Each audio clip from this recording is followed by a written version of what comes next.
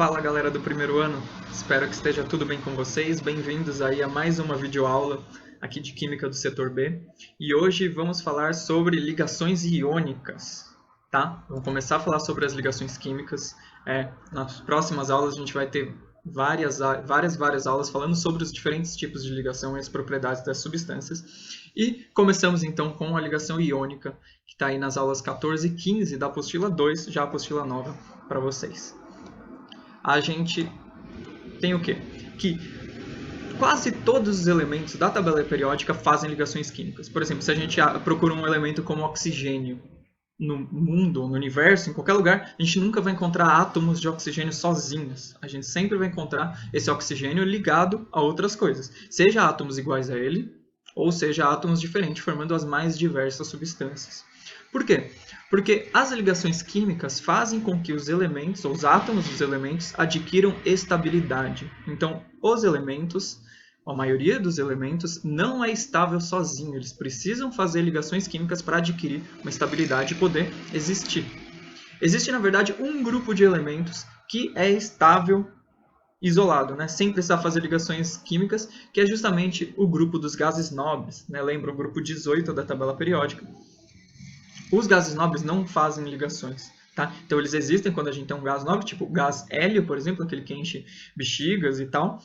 A gente tem lá átomos de hélio isolados, eles não estão fazendo ligações entre si, tá?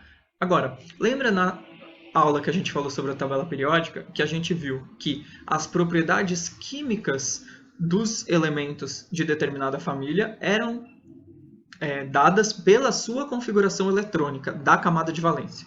Certo? Lembra que a gente viu que átomos que estão na mesma família têm configuração eletrônica parecida, né? Similar, na verdade, com o mesmo número de átomos, mesmo número de elétrons na camada de valência.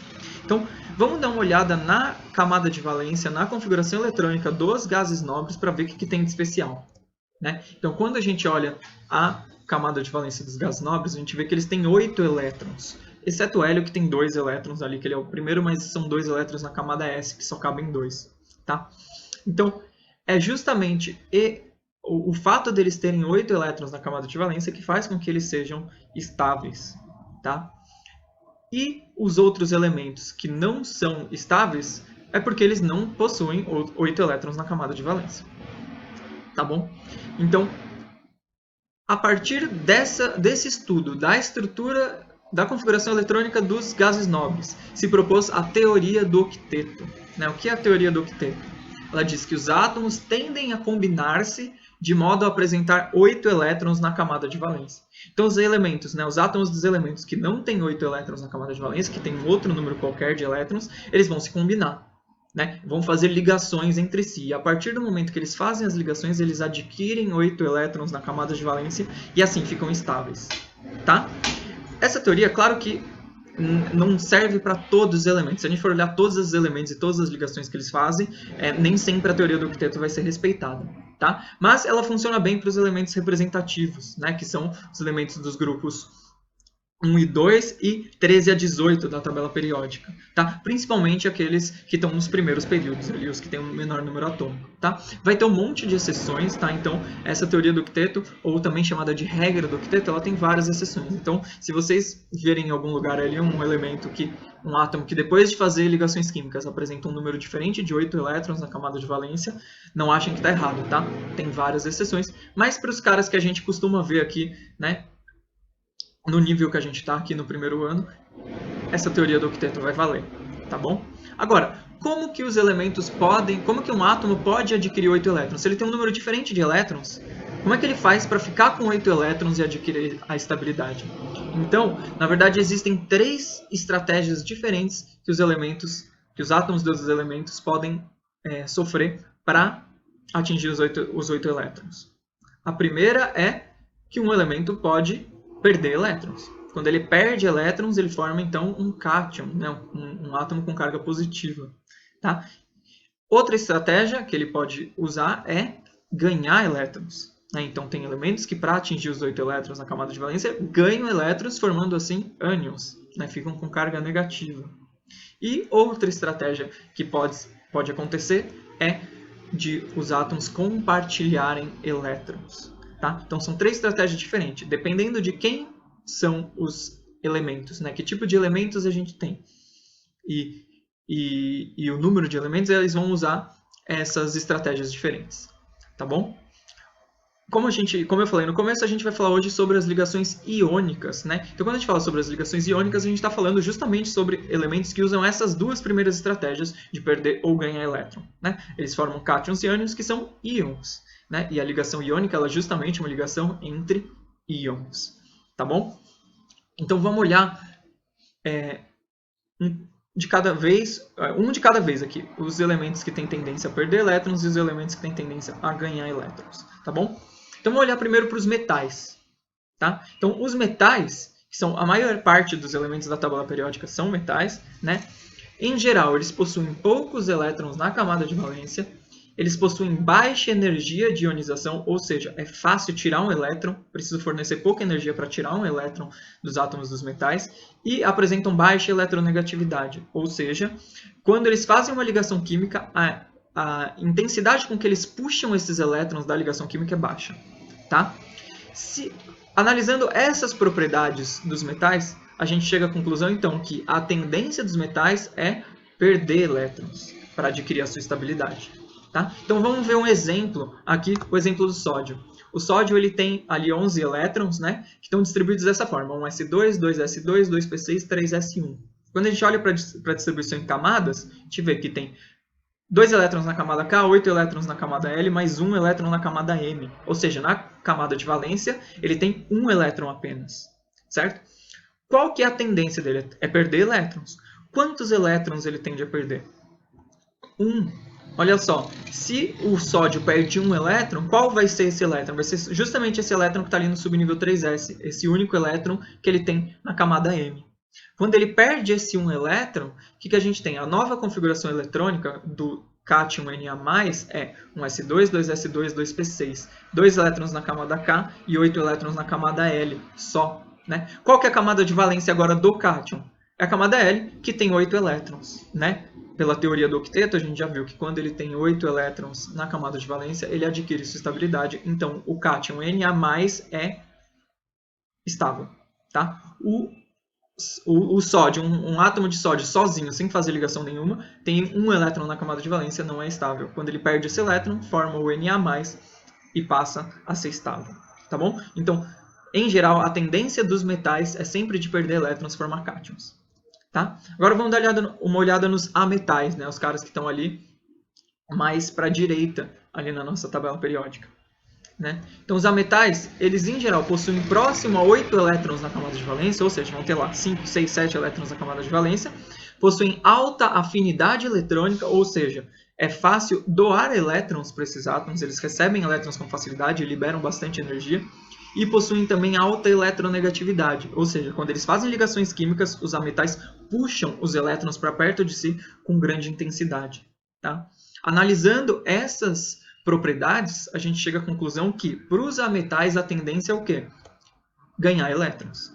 Tá? Então, para os metais a tendência é perder elétron, para os ametais a tendência é ganhar elétrons. Então, vamos dar uma olhada num caso aqui, o caso do cloro. Né? O cloro tem 17 elétrons, né, que estão distribuídos dessa forma, 1s2, 2s2, 2p6, 3s2, 3p5. Né? Ele tem ali as camadas K, L e M preenchidas com 7 elétrons na camada de valência, que é a camada M.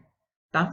Qual que é a tendência, então? Para ele adquirir a estabilidade, ele precisa de 8 elétrons na camada de valência. Se ele tem 7, a tendência é ele ganhar quantos elétrons? Ganhar 1.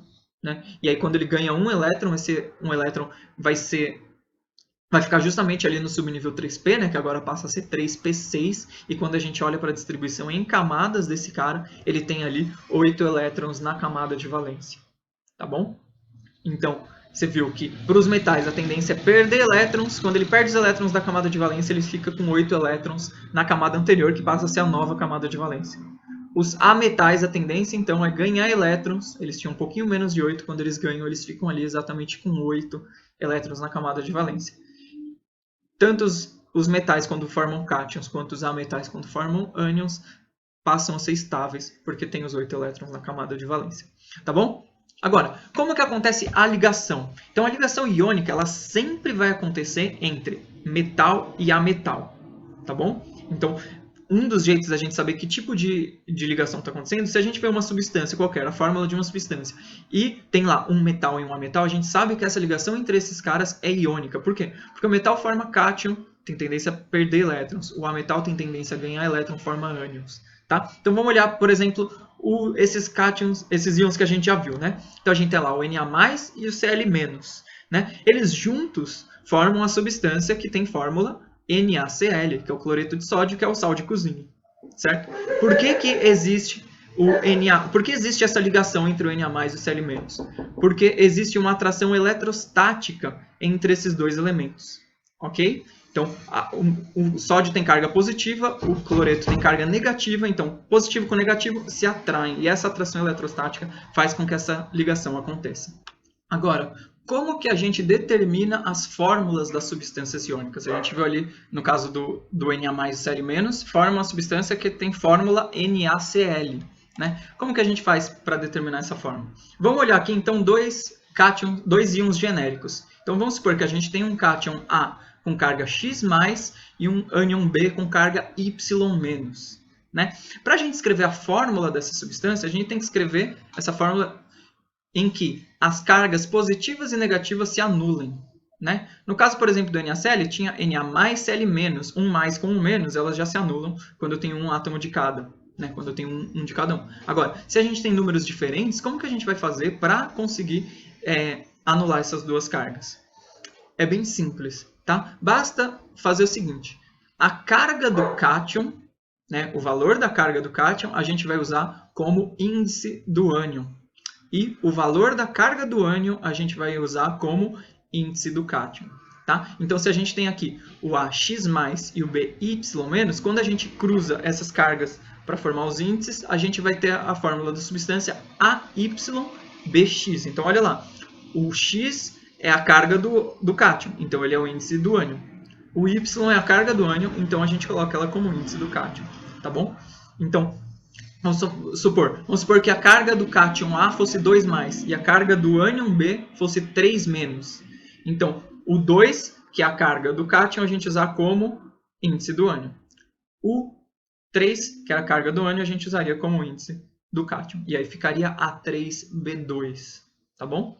Se as duas cargas tiverem o mesmo valor, por exemplo, for 2+ e 2-, aí a gente não precisa cruzar, porque 2+ com 2- já se anulam. Então, a gente não precisa colocar 2 e 2. A gente deixa 1 e 1, porque elas já se anulam dessa forma.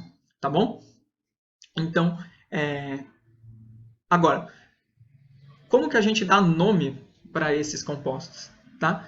A nomenclatura dos compostos iônicos ela sempre vai seguir a mesma ordem, que é o nome do ânion, depois D e o nome do cátion. Tá bom? O nome do ânion, vocês vão ver ali nos exercícios que grande parte dos ânions vão terminar em ato, eto ou ito. Tá? Não todos, né? Tem alguns ânions, óxido, hidróxido, enfim, tem outras nomenclaturas, mas boa parte deles vão terminar em ato, eto ou ito. Mais pra frente a gente vai aprender por que existem essas nomenclaturas, né, e como que a gente determina cada uma delas. Por enquanto a gente só vai olhar, já vai ser dado o nome pra gente, tá bom? E os nomes dos cátions, vocês vão ver que é o próprio nome do metal, né? Então, por exemplo, tem lá o Na+, o nome do cátion Na+, é sódio, simplesmente. Onde que vai ser diferente? Lembra que a gente viu alguns metais que têm cargas, que podem ter mais de uma carga, tipo o ferro. O ferro a gente viu que pode ter ferro 2+ ou ferro 3+.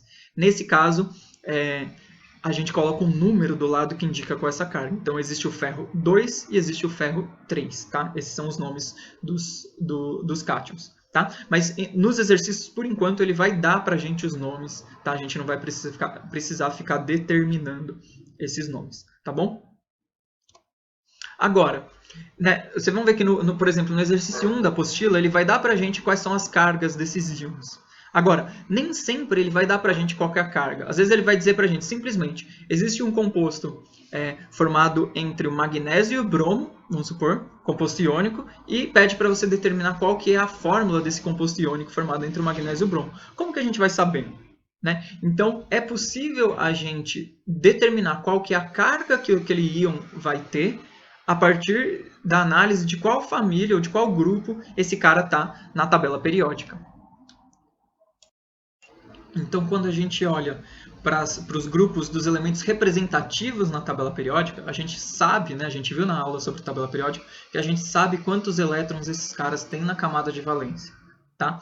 Então, por exemplo, quando a gente olha aqui, o grupo 1, a gente sabe que os elementos do grupo 1 têm um elétron na camada de valência. Então, qual é a estratégia que eles usam para se estabilizar? Então, os elementos que estão lá no grupo 1, que são lítio, sódio, potássio, né? Eles vão perder um elétron. Né? Se eles têm um elétron na camada de valência, eles perdem um elétron e passam agora até os 8 elétrons da camada anterior. Né?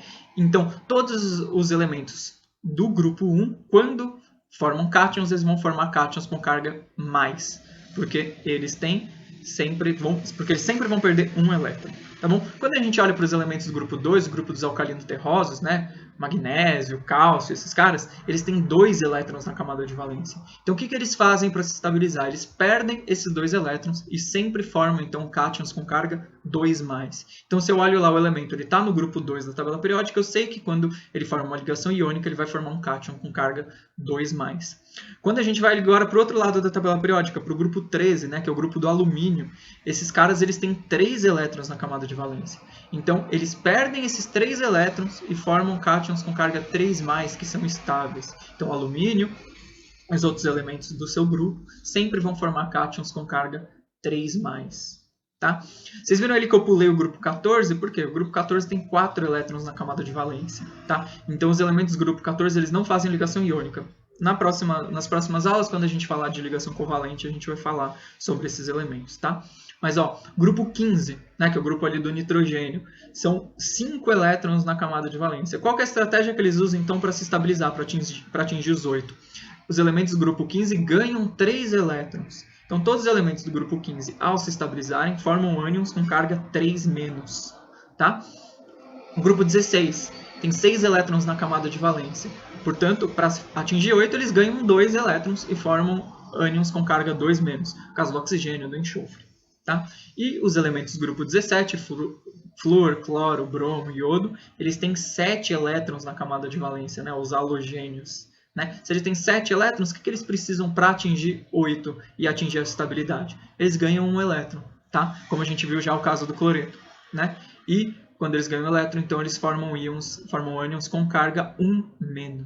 Tá bom? Então, sempre quando a gente precisar determinar qual vai ser a carga de um determinado elemento, quando ele faz uma ligação iônica, basta a gente olhar na tabela periódica. Se ele tiver num desses grupos, né, se for um elemento representativo, a gente consegue olhar para ele, saber quantos elétrons ele tem na camada de valência e assim determinar qual vai ser a carga que ele vai ter. Tá? Para vocês fazerem os exercícios 2 e 3 da apostila, é só olhar na tabela periódica e saber onde esses átomos estão e fazer isso que a gente fez agora, tá bom? E agora, para terminar, vamos dar uma olhadinha por cima, por enquanto, depois a gente vai falar mais um pouco sobre as propriedades dos compostos iônicos. Tá? Então, em primeiro lugar, quando a gente escreve a fórmula, por exemplo, do NaCl, a gente está colocando, embora a gente não escreva, é a mesma coisa que a gente colocar ali os índices 1 para o sódio e 1 para o cloro. Né? O que isso significa? Não significa que eu tenho um átomo de cloro e um átomo de sódio apenas fazendo essa ligação. Esses números 1 e 1, né, indicam para a gente a proporção entre o número de cátions e o número de ânions. Né? Significa o quê? Que na estrutura do NaCl, o número, então, de átomos de Na+, de cátions Na+, e de ânions Cl- é igual. Tá bom? Mas a estrutura de um composto iônico, a estrutura do NaCl vai ter essa cara. Tá vendo ali que a gente tem um monte de cátions e um monte de ânions, né? Esse número pode ser gigantesco, depende do tamanho dessa amostra que você vai ter ali. Tá? Por quê? Porque quando você tem cátions e ânions, quando eles se atraem, eles não perdem essa carga. Né? A gente falou que elas se anulam, mas elas se anulam do ponto de vista de quantidade de cargas. Mas a carga continua existindo. Então, um mesmo cátion pode estar sendo atraído e sofrendo atração de diversos ânions. Mesma coisa, um só ânion ali, o cloreto, ele está interagindo com vários cátions Na+, e sofrendo atração de todos eles. Tá? Então, quando a gente tem um composto iônico, a gente não forma, o que a gente vai ver nas próximas aulas, né, das substâncias que fazem ligação covalente, a gente não forma moléculas, que a gente tem lá, H2O, por exemplo, tem lá 2 átomos de hidrogênio e 1 de oxigênio. Não, no caso dos compostos iônicos, a gente forma essas estruturas tridimensionais que têm um monte de átomos, tá? Uma quantidade muito grande de átomos. Essa estrutura tridimensional a gente chama de retículo cristalino. Tá? Então, o retículo, quando a gente fala de retículo cristalino, é justamente essa estrutura tridimensional que é formada pelos compostos iônicos. Tá? Então, os compostos iônicos, quando eles estão na sua forma, quando a gente vê um composto iônico, muitos deles vão formar o que a gente chama de cristais. Né? Então, os cristais têm justamente a ver com o formato dos cristais tem a ver com a forma com que os átomos se organizam nesses retículos cristalinos. Tá? Agora vamos ver algumas propriedades desses compostos. Né? Você vê que cada cátion está interagindo com muitos ânions e vice-versa. Então, as forças de atração entre esses caras, elas são muito grandes. Tá? Para eu derreter um composto iônico, né, para eu passar ele do estado sólido para o estado líquido, eu preciso separar essas cargas. Eu preciso quebrar essas ligações iônicas e separar esses íons. Se a ligação ela é muito forte, ela é muito intensa, para que isso aconteça eu preciso de muita energia. Tá? Então, compostos iônicos têm sempre altas temperaturas de fusão e altas temperaturas de ebulição. Ok? Então, todos os compostos iônicos são sólidos à temperatura ambiente. Tá? Então, não existem compostos iônicos que são líquidos à temperatura ambiente. Agora, a maioria deles são quebradiços. Por quê? Embora eles sejam, a ligação entre eles seja muito forte, quando tem impactos, eles têm pouca resistência e eles vão se quebrando. Tá? E uma outra propriedade importante para a gente terminar é de condutividade elétrica. Então, para que ocorra a condução elétrica, a gente precisa ter cargas. Tá? E os compostos iônicos têm carga. Olha lá, tem as cargas positivas e as cargas negativas ali dos cátions e dos ânions. Porém, para ocorrer a condução elétrica, não basta que existam cargas. Essas cargas precisam poder se movimentar. Tá bom? Quando a gente tem os compostos iônicos no estado sólido, essas cargas elas estão estáticas. Né? Nota ali no desenho, elas não têm como movimentar entre si. Né? Então, compostos iônicos no estado sólido não conduzem eletricidade. Porém, se você derreter um composto iônico, passar ele para o estado líquido ou dissolvê-lo em água, nesses dois casos vai ter uma separação entre os cátions e ânions, e os cátions e ânions separados podem se movimentar, então vai ocorrer sim condutibilidade no estado líquido e em solução aquosa. Tá bom? Então, compostos iônicos, para resumir, não conduzem eletricidade no estado sólido, mas conduzem no estado líquido e em solução aquosa. Tá bom? Gente, por enquanto é isso. Os compostos iônicos, façam os exercícios aí da página 250, 252, tá bom? E aí a gente conversa durante a semana, a gente se vê nas lives, a gente participa ali dos fóruns, tira as dúvidas e acho que vai ser tranquilo a gente fazer as aulas dessa semana. Beleza, gente? Qualquer dúvida, me falem, a gente se encontra por aí. Beleza, gente? Um grande abraço para vocês e a gente se vê durante a semana. Falou!